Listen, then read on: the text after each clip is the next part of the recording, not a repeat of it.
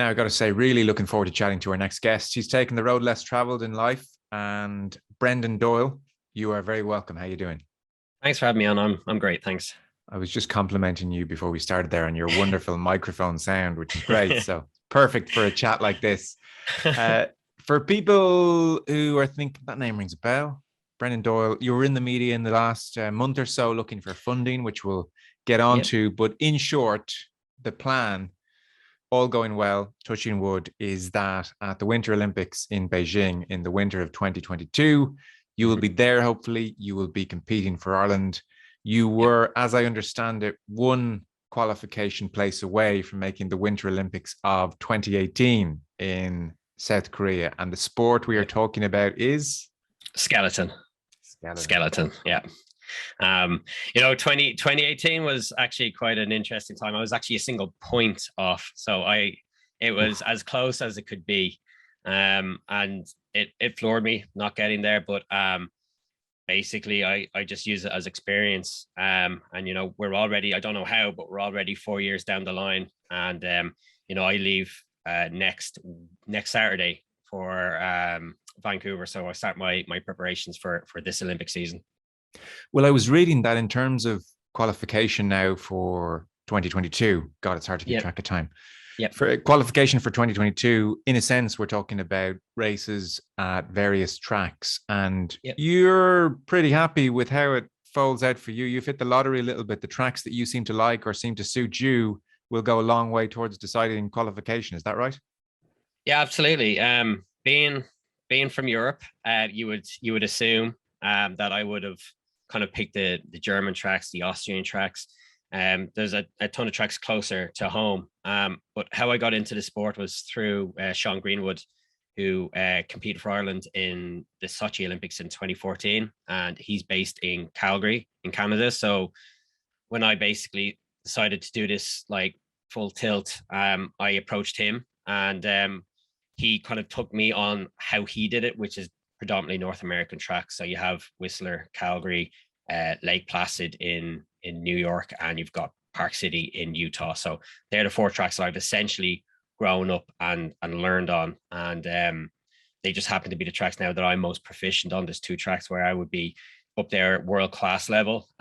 So to see that those tracks came up in this year's schedule was bigger than a lottery win for me, because there's things that are outside of my control, and just when those things go well for you, it's rare in sport that they do, and when they do, it's such a beautiful feeling. So Yeah, I'm sure. it's got me excited. Well, that's great to hear. Now, listen, later on, I'll get into the minutiae of the technique involved in your sport. For Mhm. the time being, just for the purpose of the question, very blunt summary of your sport. People have seen Cool Runnings. You Yep. run, you push very hard, and then you jump on what is in effect, skateboard type thing on the ice, and Yep. you are on your belly and your chest, and you zoom around a track. So, just to hmm give people a visual, up to 140 odd kilometers per hour. Those tracks, as opposed to the European tracks, the American tracks, are there certain things about those tracks which suit you? Like, are more turns, or some tracks I'm sure are faster than others? All these things must come into it. Yeah. You pretty much aced my sport there. It is quite mental. It's just so quick. It's Formula One on ice essentially. And there are differences in the tracks. Every track has its own characteristic, and to the extent where I won't even talk about a track because I know it's listening to me. So like I respect every track I go to. But the American tracks are a lot more like wavy. So they'll have two or three pressures, like, kind of like if you think of an M, kind of it goes up and down. I'll have two or three of those within a corner, where European tracks seem to be a little bit more on off. And then the European tracks will have something called a kreisel, which is a corner that goes 180 degrees, or even the one in Beijing now, which is 360 degrees. So it's kind of like a loop on itself. So you don't have them too much in North America. They're faster tracks. The fastest track in the world is in Whistler in Vancouver. That's where I clocked 145 kilometers an hour. But the European tracks are just so difficult, so precise, because they're a little less tricky, if you get me. So there's more finesse for those tracks. Right. Okay. And so, because I mean, it would be very easy to assume that the most important aspect of the ride is to get a good start. And, you would practice your sprinting. I know you were a sprinter in your youth, and to get as much speed going as possible. And then really, how much can you do? But obviously, is it just subtle leanings with your body here and there and judging when to do it? And I mean, I presume there's no way you never try and slow the thing down. I presume, like coming into a turn, there's no way to hold the brakes, or is there? No, you don't want to hold the brakes either. So Okay. the whole idea behind skeleton is build as much speed as you can. So the kind of rule of thumb is for every 10th of a second, you're faster up top. If you don't mess up, it's worth 6/10 of a second down bottom. So the faster you are up top, the better. But there's so much to do on the sled. And, sometimes doing nothing is right. Sometimes you have to do a lot. So it's so situational. And that's why, that there's a lot of people in my sport who would be, pushing the 30s and early 40s, mid 40s, because it's such an experiential sport. And there's so much to it. So like other sports where I could kind of compare to would be like, mountain biking. You have to kind of get the bike to push through the corners. Surfing, you have to pump the wave. So a lot of these, like even skateboarding, like skateboarding with the way they go down a half pipe, you have to pump pressure through the corners, and you have to try to get every working for you, because we don't have that accelerator. So if we make a mistake or we break, that's just time left on the track. So Yeah, you're leaking time. And yeah, is every, I was going to say drive. What do you guys call it? Ride? drive, Drive? slide. Is every drive different, or are you pretty much doing, well, that's just the perfect way to attack that circuit. And so you're just trying to do that the same time every time, or are there just certain different variables at play whereby you have to judge it in the moment quite a bit? So the sport is kind of like an onion. There's layers to it. So, when you first start, you just want to get from top to bottom, right? And then you want to do things like that, the safe steers, where you can get through a corner safe, but you're just scrubbing all your time and there's no momentum building. The level I'm at, what I'm trying to do now is as little as possible. So I'm trying to set the sled up in such a way that the track does the work for me, so I don't have to brake. So it just sets me up on a good line. Kind of like when you see Formula One drivers or rally drivers talk about entrances and exits of the corners, that's huge. Like, in Park City, what I do in corner one will affect what I'm doing in corner six. It's so connected. So there's so much nuance.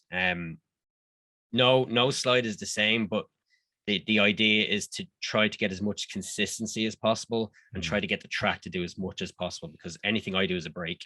I understand. So on a good slide, you start well and you probably feel like you're doing very little, and it's a state of flow, and you're at one Flow. with the sled and you're at one with the circuit, and it's almost stress-free, as much as stress-free can be at 130 plus K per hour. Whereas on other slides, you start off not great and you're constantly adjusting and rescuing and tweaking and searching.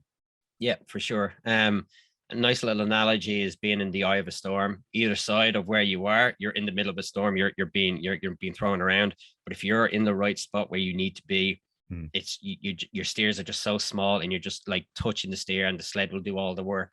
There's those slides where it just gets away from you, and you're constantly behind, and every mistake compounds. So the mistake and the time and everything just gets away from you. It happens. It's part of the sport, and it does teach you to have a good memory, but also at the same time a bad memory. You want to forget the bad ones, but you want to remember why.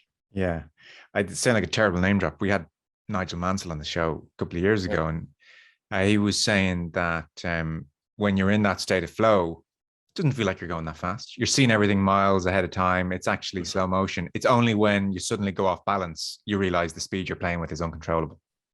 For sure. My fastest times aren't, I don't realize it until I look at the timesheet. So, I get off at the end of the track and I was like, man, that just felt fantastic. Like I just had to do small bits and I was just dancing with my sled, and I get off and I'd look at the timesheets and I'm like, the speed is, top 3 or top 4. And it's kind of like, that's wild. And it's such a fantastic thing about my sport is when you get into that flow state, there's nothing else on this planet. Like it is literally just me on my sled, and I'm not even thinking about what's about to happen. I'm just in the now. I'm just flowing. I don't try to over control. I don't stress about what's already happened.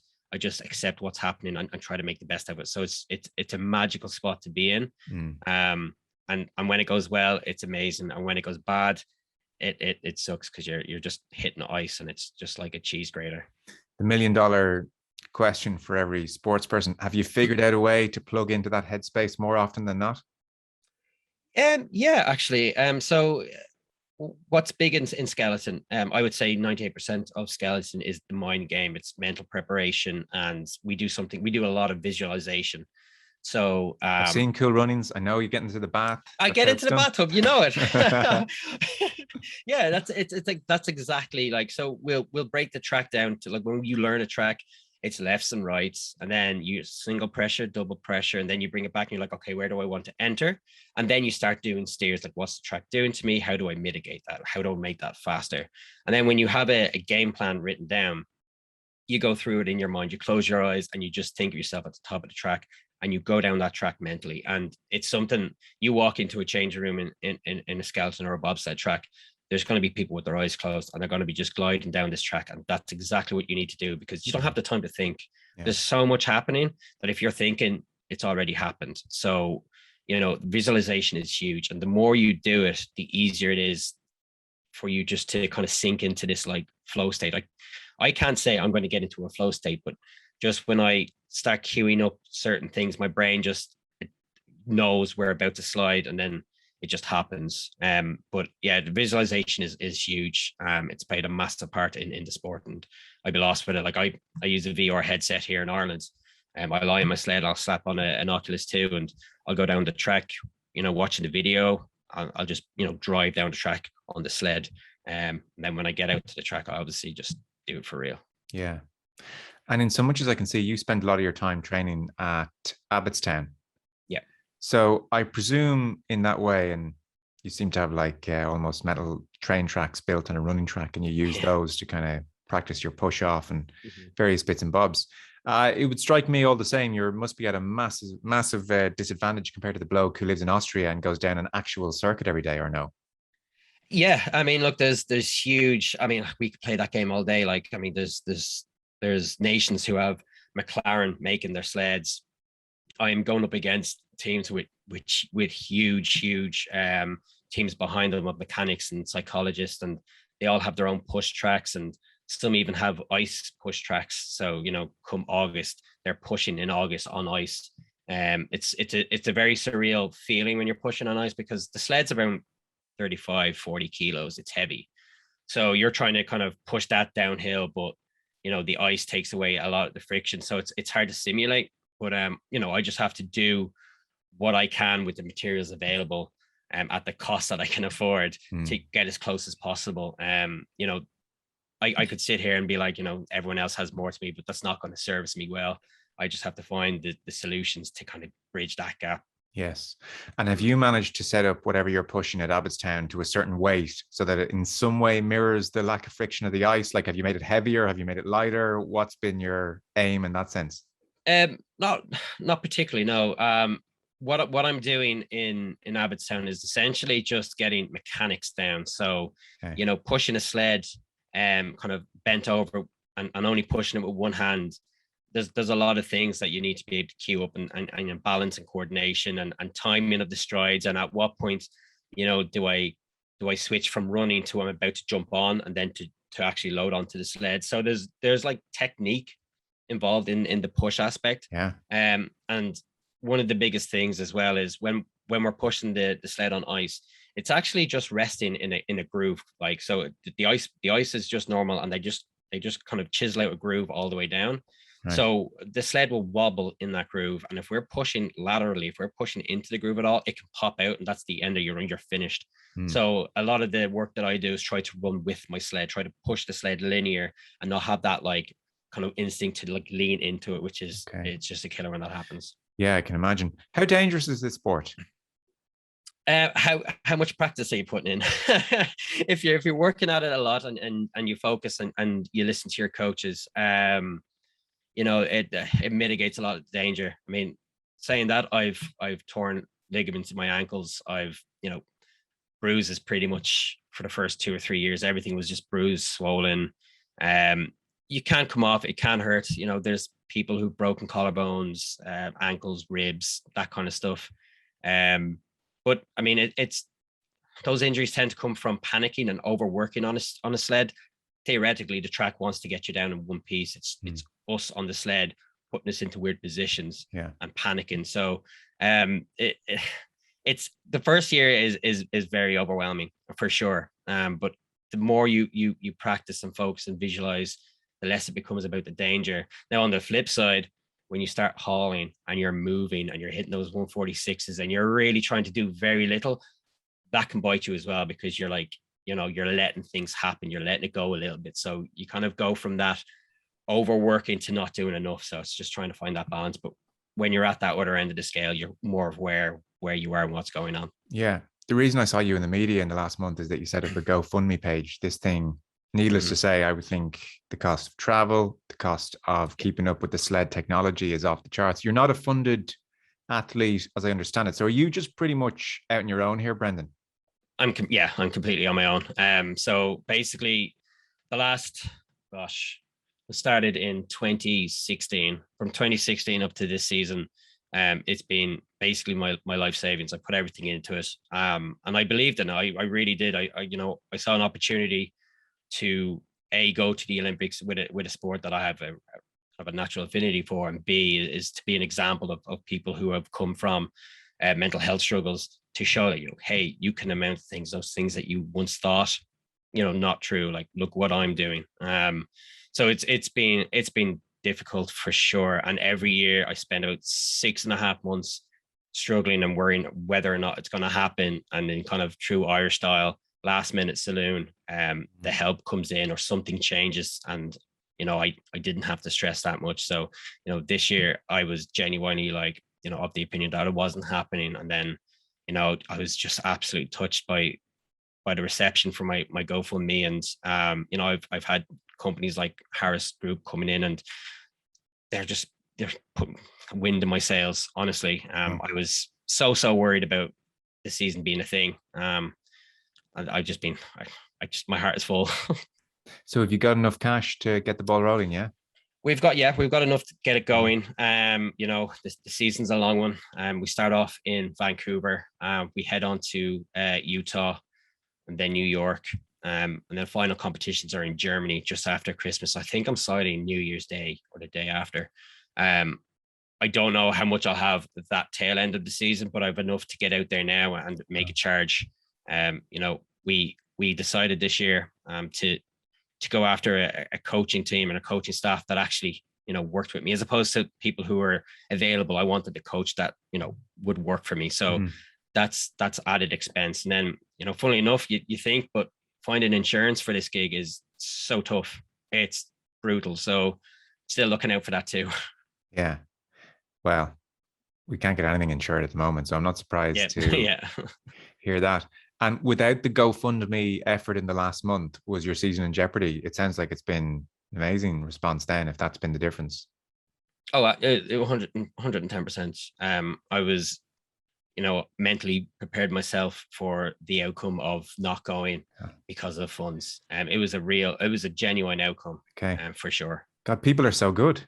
As I said, my heart is full. I'm like, I remember the day the video came out, and I was woken up by GoFundMe notifications, and I was like, what is, like, it wasn't my alarm, it was these notifications. I was like, what is this? I didn't know the video came out, so I didn't know people knew. And I was just like looking at it rolling in, and I just cried. I was like, this is the beginning. This is that changing moment where everything felt hopeless, and now suddenly it doesn't feel hopeless anymore. God, that's amazing. Because I remember seeing the video, and I mean, we're all asked for money all the time. And I thought, well, best of luck to him. But I mean, skeleton, Winter Olympics, Ireland, wonder will this hit home? So that's absolutely wonderful to hear. Brendan Doyle, search the GoFundMe page and throw in a few quid. That's great to hear that's happened for you. You mentioned there coming from mental health struggles. Did anyone kind of say to you in the last number of years, you said 2016, God, I don't know, is all this stress and all this worry about money, is that a good place to put yourself in? I know the flip side of that coin is, well, I'm pursuing something I love and I'm passionate about, so it's good. But I guess there is a balance there, isn't it? Because there is the glamour of traveling to these exotic places and the glamour of the good days. Mm-hmm. But any sports person I talk to can, especially I think in the Olympic movement, God can tell you about the nothing Tuesdays in November where it's pretty lonely and tough as well. Oh, 100%. Traveling abroad in a sport where there's no support, you're very much on your own. And I think out of the last 5 or 6 years, I've had one Christmas in Ireland, and the rest I've been sitting on my own, just like any other day, which is tough. And it there was that anticipation, but I was thinking maybe this is going to be something too big for me. But at the same time, I battled with so much. I was like, this is not going to be worse than what I've been through. So if I try it and I don't succeed, or I can't accept it, well, that's fine. That's a line that I've tried to cross. And you know, anyone in sport, doesn't matter what level, will kind of appreciate that. I'd say the majority of the time is letdown, setbacks, injury, upset. And it's just something that you become accustomed to almost. Skeleton is just so much more frustration because, as I said, it's so nuanced and there's so many moving parts. And again, I'm kind of starting off at a stage where, this is my third, fourth year or whatever. And then there's guys in it 15 years. So that's my competition. It's not like I grew up in the sport and I kind of acclimated to the levels. I was thrown in this deep end with people 4 or 5 times my experience. So any kind of progression I was making was dwarfed by what they were doing. But again, it was just another example of kind of adapting this mindset of accepting the hardships and working through them. And essentially, I've learned I've quit that sport so many times mentally. Sure. I've thrown the helmet on the ice, walked off. I said, I don't need this sled anymore. I'm going home. Like, this is ridiculous. And then I can never follow through with it. I just go home and I prepare my sled for the next day and just wake up and do it all over again. So there are those moments for sure, but I've just never followed through on them. It's good. If you'd allow me to probably get a few things slightly wrong, but just for the purposes of time, to maybe just sum up a few things and get us to a really interesting is the wrong word, but significant point in your life. So sprinter growing up, 13, 14, 15 at Morton Stadium, actually got a look at bobsleighing there and a bit of an interest. Economic crash in 08, and needless to say, Irish Bobsleigh Skeleton Federation is not high on the priority list. And so money is cut there, and your relationship with the sport, it comes to a bit of a pause for sure. And to be honest, lots of sports did. I didn't even know we had a Bobsleigh Skeleton Federation, if I'm being totally honest. But I know even the men's basketball team, women's basketball teams didn't compete in tournaments after the crash. So it's no surprise to hear Skeleton Federation took a hit. So that's 2008 or so. And you joined the Guards. You're there in 09. I make it here, 2009. You've left the bobsleigh training behind a touch. You're 22 years of age or so? In around, so started the Guards in around 2007, 2008. So I got my first kind of, insight into Skelly back in 2003. Okay. Yeah, so... And so I guess a night which changes your life and the trajectory of it is, talk about it in as much detail as you're comfortable with. But in effect, it's you're called to an ugly scene and something horrible happens to you. Yeah, it was May 2009. It was a night shift, actually. So you would kind of regularly do your night shifts 10 p.m. to 6 a.m. And when you come in, the first thing you do is you get briefed by your sergeant. Hey, this is what's happened. These are the registers you need to look out for. Just basically housekeeping stuff of what happened the shift before. But we didn't even get that far in.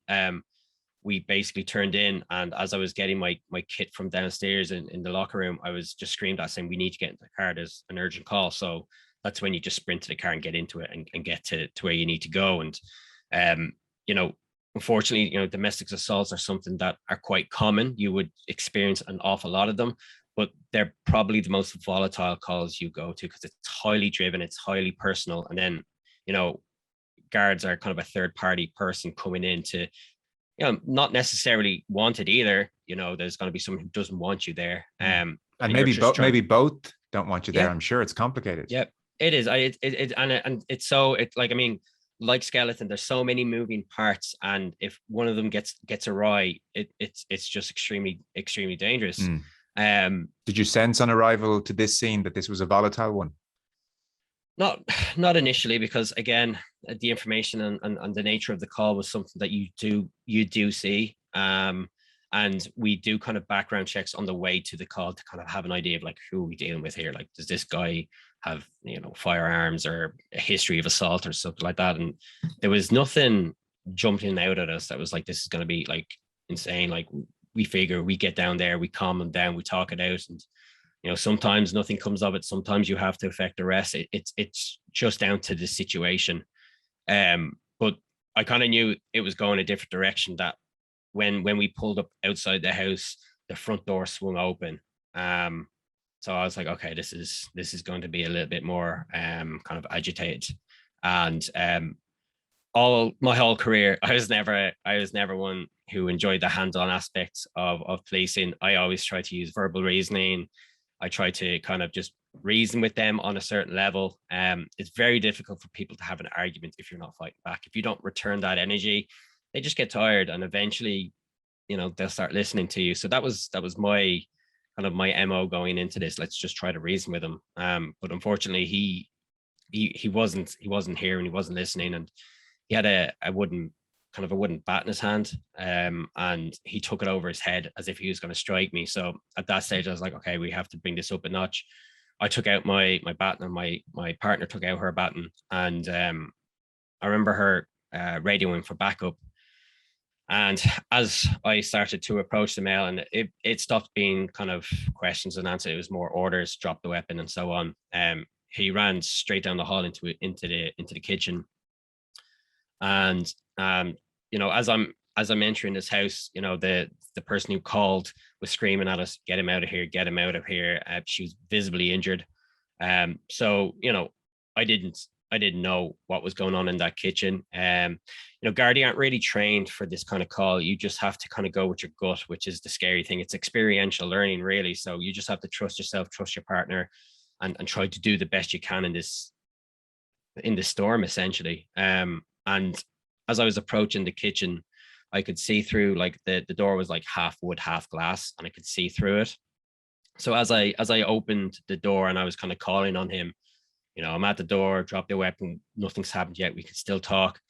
He came out from behind the door with a chef's knife and just pointed it right at me. Like, and I'll never forget it. Like, my eyes went from his face to the blade, and I was just like, kind of like really taken back. And it was during the arrest where I didn't even feel getting cut. I was cut in my hand, so like my small finger is essentially just trapped at 90 degrees, and the nerves in my thumb, they've all been severed. So I don't really have feeling there. I don't remember that happening. I just remember feeling water, but I thought it was water. It turned out to be my blood. And I was pulled out of the house, and we were waiting what felt like for hours for to get to hospital. I eventually got put into the back of another patrol car, and we went off to James's where the wound was stitched and looked after. The staff there were just phenomenal. They just dropped everything and helped me the best they could.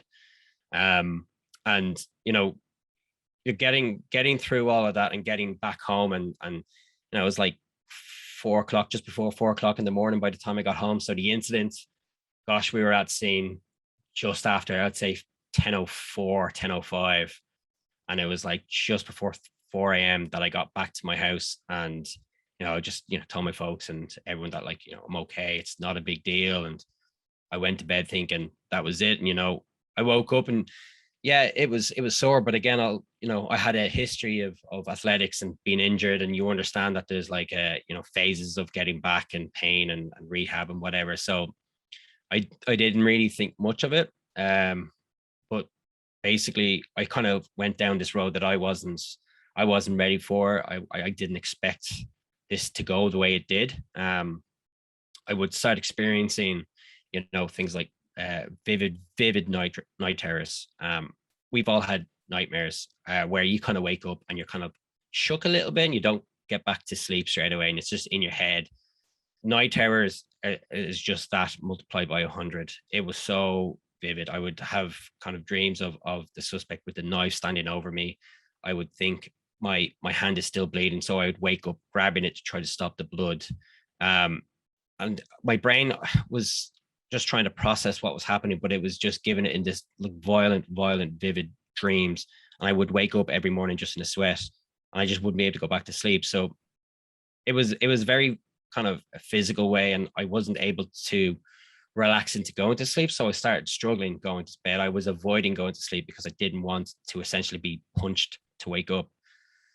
And I started basically doing everything but going to bed. You know, I drive around Dublin and just try to fill the nights. And I returned to work kind of with that like kind of athlete's mentality. I said to myself, get back on the horse and just return to the situation, return to work, show yourself it's a once off, show yourself you'll be fine.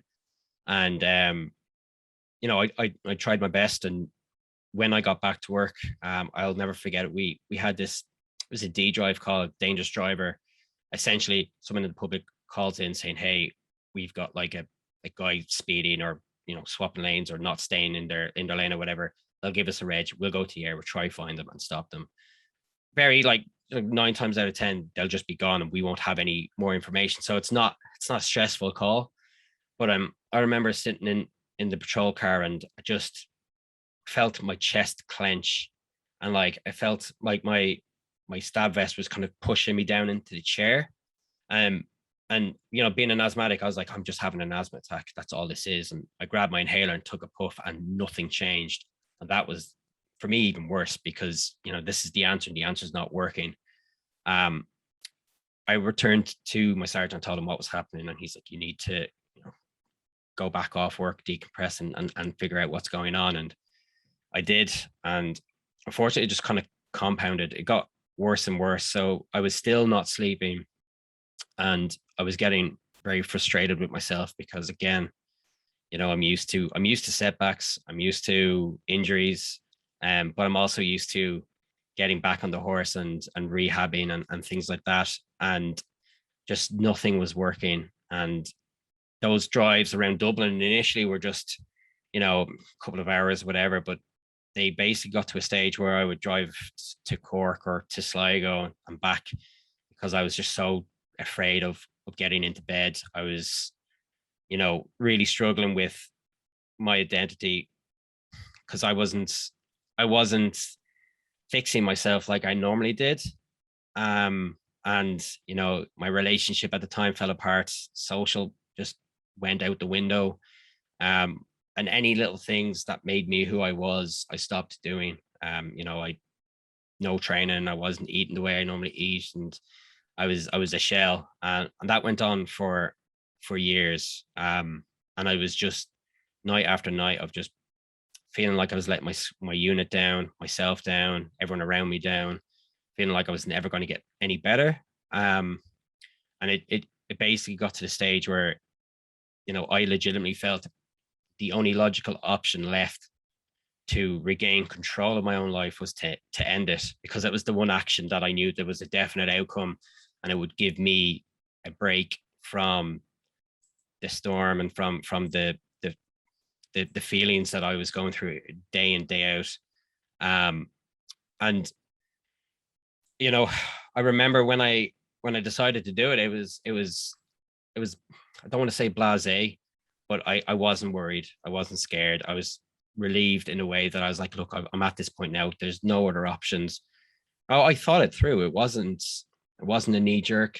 I wasn't trying to send any messages. It was just purely like, I've tried everything. This is legitimately the only thing I have left. There's something that I can do. You're almost at the point there where, unfortunately, you've convinced yourself it's a rational thing to do.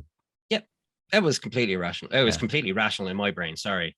And Brendan, how long after the incident had you reached that point? The incident was 2009, and I would say it was 2014, in around 2014, where I was like, I'm done. So you had five years effectively 5 years not sleeping. Yeah, like broken sleep. Yeah, you know, I my body would like switch off sometimes. You know what I mean?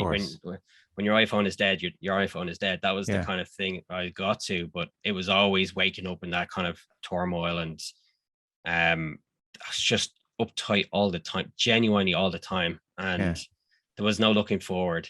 And There was no forward. in that 5 years, did you attempt to go back to work again or no? Yeah, yeah. I attempted to go back to work. I attempted to go back training. I was, I don't want to say a model patient, but I did everything I could do. I went to my doctors. We went on pills. The only thing we didn't do was sleeping tablets, and there was a genuine concern for addiction. I didn't want to go down that road. Because I, yeah, no, sorry, this, because you see sometimes, not to generalize, but it might be hard for somebody who's gone through what you had gone through to verbalize how they were feeling. And anyone who's listened to you in this chat for the last while, you know, incredibly eloquent personality. So I would think sitting down with your counselor, you would have been able to revisit the incident and talk about it and air it. And still, for whatever reason, all that therapy and all that talking about it didn't seem to allow you to sleep and to get back to some kind of point of equilibrium. Like, were your counselor or counselors struggling to come up with the answers for you? Do you remember? So one of the funny things is when I was struggling, your train of thought is off, and I viewed counselors as someone who is sitting there because they're getting paid to, and I didn't view it as a stepping stone. I didn't view it as help. I viewed it as they were sitting there taking the little money that I had. And again, it's a broken train of thought, but that's what happens when you're in the position that I was in. I don't want to say I was resisting it, but I wasn't kind of going into it with open arms and like, let's really work with this. Okay. And again, it was not a reflection on their service. It was just I wasn't willing to really go in and try, because I was like, they're only here for my money. That's all they care about. Once the 60 minutes is up, oh, we'll get back to it next week or whatever. That's not an uncommon thought, I think, in that sphere. Actually, you wouldn't be alone in feeling that way about the process. And at that stage, were you living with your family or were you living on your own? Home, yeah. Oh, home. And so that must have been absolutely terrifying for family. I don't know who were parents there or? Yeah, my mom and dad. Funny enough, they didn't know anything was going on until I spoke about it in an interview. They had no idea. And when was that you spoke about? Gosh, it would have been going into Pyeongchang Olympic year. I didn't. Oh my God. Yeah. And so did they not twig? Well, he hasn't gone back to work. He must be really struggling, or? They knew that there was struggles. They knew I was like really struggling with work. But there was never an understanding of how bad the struggles were. They understood that I needed time, and they understood that, like I was really passionate about the job. So like, I would actively like, I want to get back, and that's what I allowed them to see. But everything else more than that, there was my friend who went on the drives with me. I'd say he was the only person that I genuinely like opened up to. And he was the only one who knew I really struggled. So everyone else I put on a brave face, I suppose. So your parents mightn't have known that you were driving out to Cork in the middle of the night? Nope. Wow. They knew I wasn't there, but they didn't know what was going on. Okay. Good friend. Missed out on a lot of sleep himself. I genuinely, like, to this day, we still kind of joke about it, because he caught some of what I had, because he told me that, like, I would text him saying, do you want to go for a spin? And he would be afraid to say no, because he was like, if he said no and I didn't come back, there was that guilt. So we almost saw the car as a kind of a therapy session in a way, because you could get in there and we weren't like eye to eye, we were beside each other, so we could just like vent and just look at the road kind of thing. So, well, again, generalizing is terrible, but they do say women can be face-to-face friends and men are better side-by-side friends. Well, that was definitely the case there. Like, I don't know what it was, but it was just he'd get in the car and we'd start driving, and then he'd just start talking, and we're like, okay, we're venting now. But he struggled as much as I did. And I went to him straight after my attempt, and I told him, because again, I felt safe telling him, and B, I just wanted to be held accountable. I wanted someone else to know. I was like, okay, this is getting out of hand. Like, I've kind of hit the rock bottom. Yeah. And I knew that telling him, he wouldn't change how he viewed me. He wouldn't kind of wrap me up in bubble wrap, but he would talk it out and he would dress it. So he'd be like, you're the same person. I know you're just going through a hard time. Kind of like if someone breaks their legs, you're not like, babying them or whatever. You just like get your legs sorted and then we'll get back to it. So that was the kind of relationship we had between each other. And it kind of saved me as well, because there was a certain normality to it that when I told him, he was like, made fun of me. We went, got chocolate, sat down, and then we talked. So it was like, yeah, you're sick. There's something wrong with you, but that's not the end. You're here. Let's work on it. So he was the one who got me back into the gym and back training. He was like, it was the one thing that we met doing athletics. So it was the one thing we both kind of shared, and he knew as well that when you're training, your mind switches off. You're in the gym, you're not thinking about everything. So he's like, if anything, it's an hour or 40 minutes of like just you time, just go and train. So I would say I owe my life to that guy for sure. Oh. And so you start doing a bit of training after that. Rock bottom, does that start to help clear the fog? Do you know what? It tired me out, which led to a bit of sleep. And it wasn't, I didn't go back trying to break world records. I just went back to try to get habit and structure. And one thing was, there was a kind of a turning point where I remember I had a playlist, and like when the playlist was on my computer, it just went off, and then that made me want to go to the gym. So that was the first time I was proactively saying I want to do something, and it was like, okay, let's act on this. And it was just a building from it, and getting back to the gym, I was back with people who were in the sport. So they're like, come compete, let's see you back on track. Why not? Like, not everybody knew what was going on, but people knew I wasn't around. So when I came back, they were delighted to see me back. And yeah, that was the step. I think that was the stepping stone for sure. Yeah. So if the incident is 09, the attack, and then the attempt is rock bottom, yeah. What year is that? What year is rock bottom followed by some reintroduction to exercise? Put it this way, rock bottom was Monday. I was in the gym by Wednesday or Thursday, because I was like scared. Okay. And what year was that? What year was that? That was the same year. So whatever, 2013, 2014, around that time. Yeah. Okay. So it was a scary moment. It was like, and that's why I went, like, I told him in Tesco's, I didn't, it wasn't like a big setup and a big intervention. We were walking through Tesco's. I remember passing the banana in the fruit aisle, and I looked at him and said, this is what's after happening. Yes. And it was just, I was scared. I was like, this got out of hand. So when he said, get back to the gym, I'm like, get back to the gym. Life often doesn't happen in as dramatic a way as no. it would be portrayed in the movie. No, that conversation wouldn't happen at Tesco, but I guess you just had to say it while you were able to say it, and I was brave enough to say it. Yeah. Or scared enough to say, whichever way you want to put it. Yeah. Same coin, I guess. Your parents must have been utterly devastated, horrified to read subsequently where you were. Yeah, they were for sure. And mother's extremely religious, and she's just, thanking whoever she can thank that I'm here. And I, again, like we hear people talking about, the selfish nature of the act, and it's just a broken train of thought. It's I was at such a point where there was nothing else.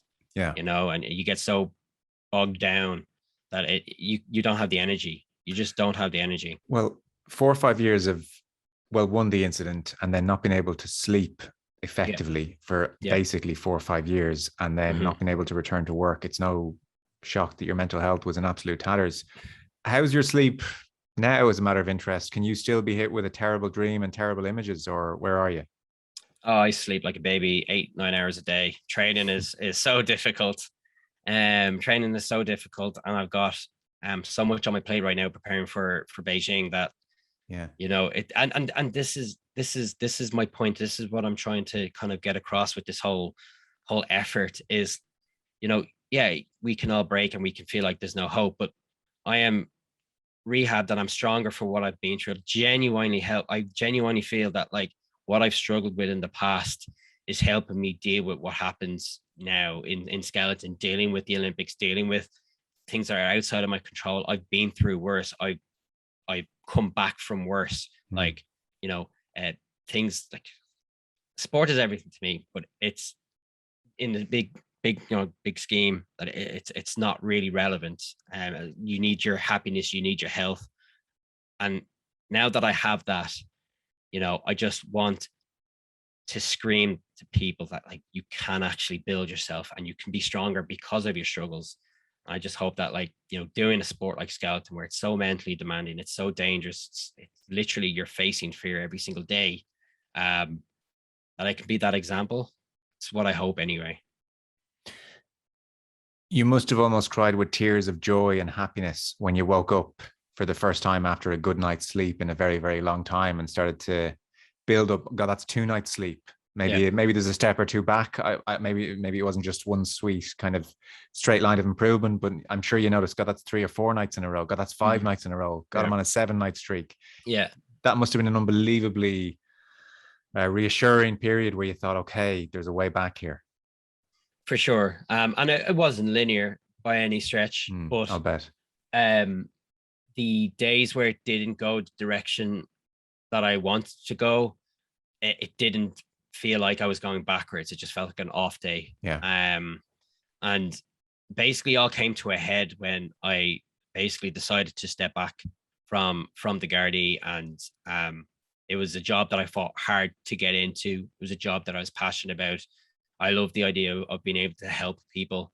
That's why I joined. It's as simple as obviously permanent pensionable job, all that jazz. But life is bigger than just paychecks. Like I had an opportunity to be that person to help, and within the job, it was I would speak to people inside the job, and I'd be like, I don't know what to do here.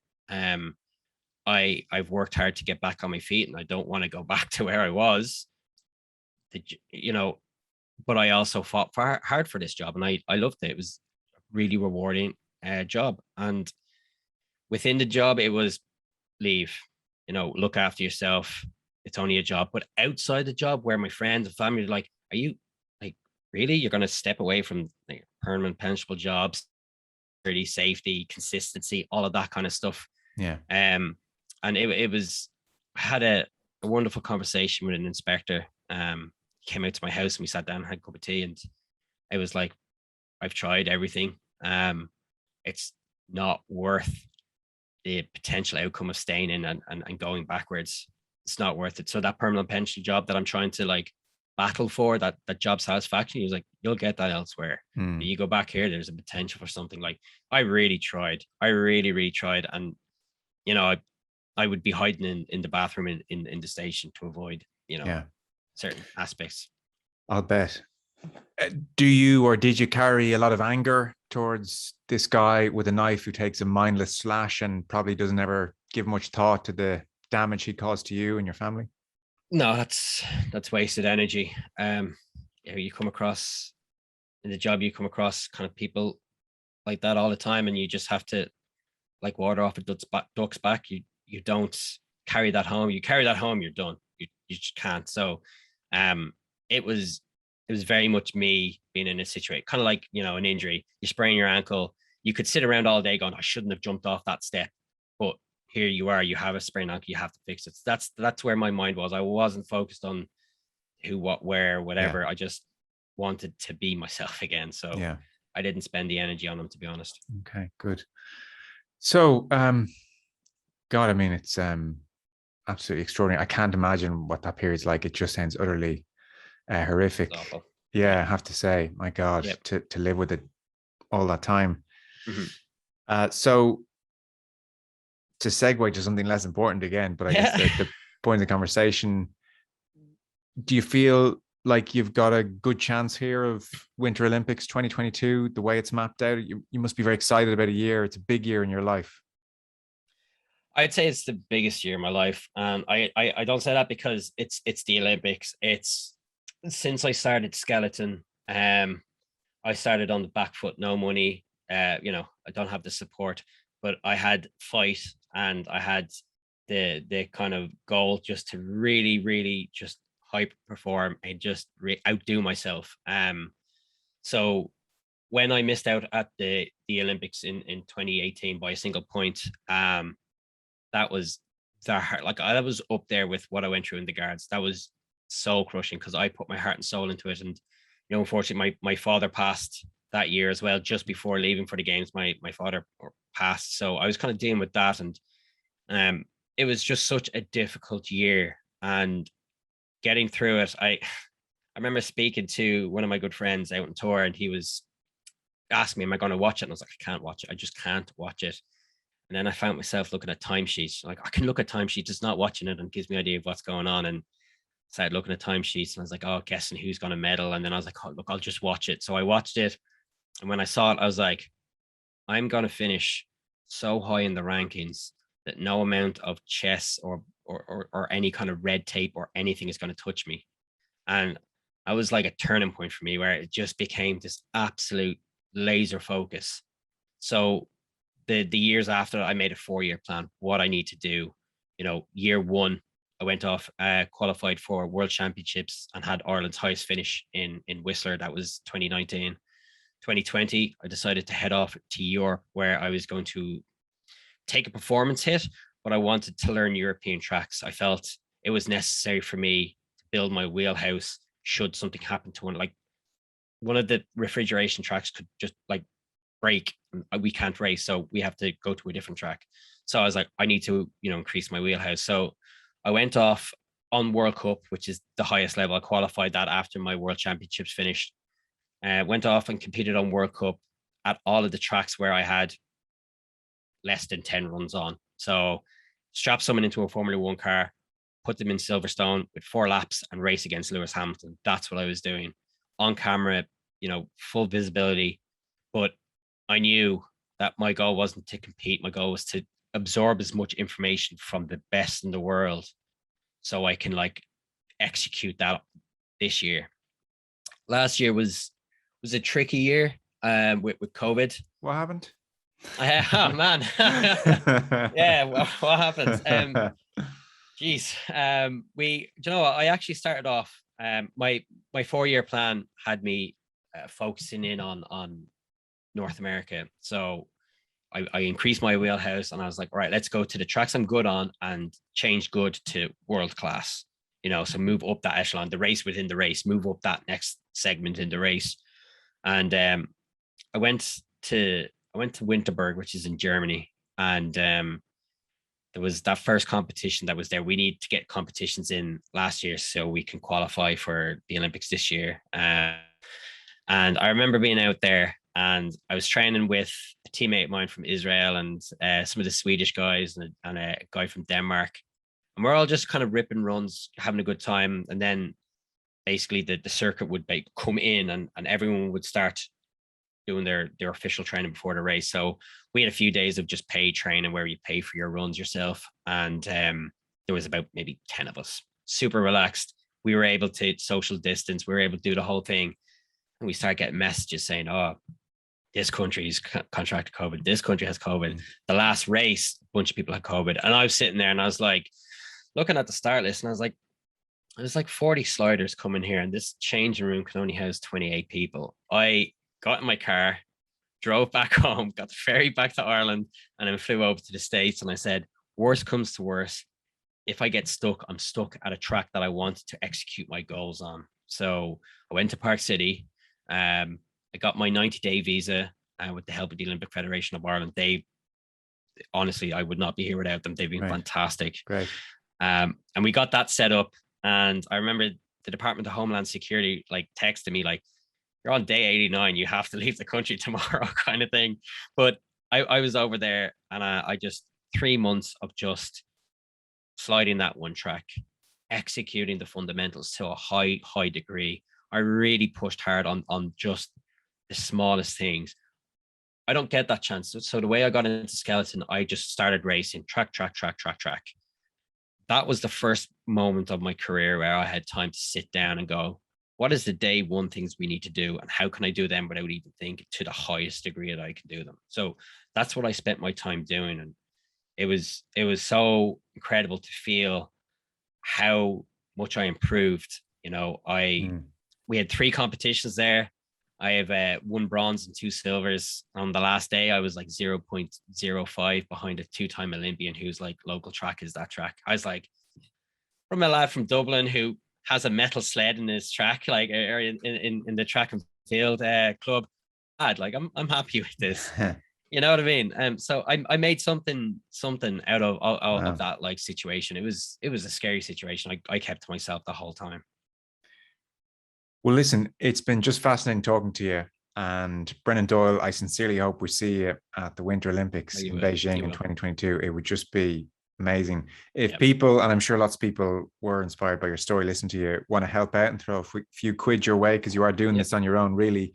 You've launched a GoFundMe page. So search Brendan Doyle and GoFundMe, and people will find you there. And I am just conscious as well, if anybody listening was affected by the conversation or in a similar position to where Brendan was, hopefully you can certainly see there's always the very distinct possibility of better days ahead. So you can reach out maybe and talk to someone, Samaritans on 116 123, or Aware on 1890 303 302. Good places to start if you were in a similar spot to where Brendan was for a time. Brendan Doyle, absolute pleasure, my man. Very best of luck. I'll be watching your progress. Cheers. Thank you very much. Thanks for having me.